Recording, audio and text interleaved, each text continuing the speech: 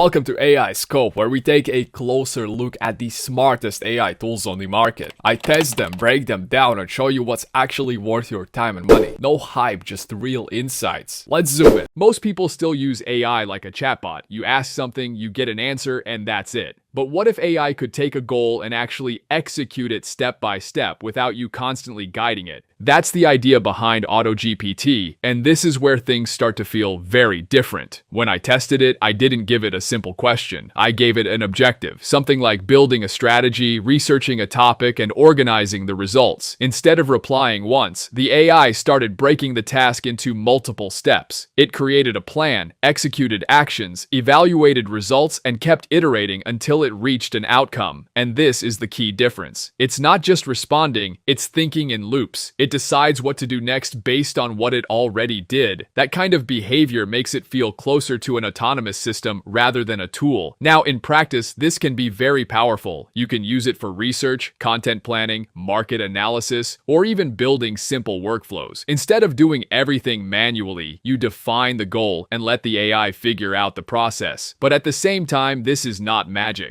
It still makes mistakes, and sometimes it goes in the wrong direction if the objective is not clear enough. You need to monitor it, especially for complex tasks, so it's not fully autonomous yet, but it's moving in that direction. Another important thing is that tools like this require a different mindset. You're no longer just prompting, you're managing a system. The better you define the goal and constraints, the better the results you get. It's more like working with an assistant than using a search tool. From a bigger perspective, this is where AI is heading, not just generating answers, but executing tasks over time. And if this becomes more reliable, it could replace a lot of repetitive digital work. So overall, AutoGPT is not perfect, but it's one of the clearest examples of where AI is going. It's less about interaction and more about delegation. And that shift is something worth paying attention to. If you want to experiment with it and see how far it can go, check the link in the description.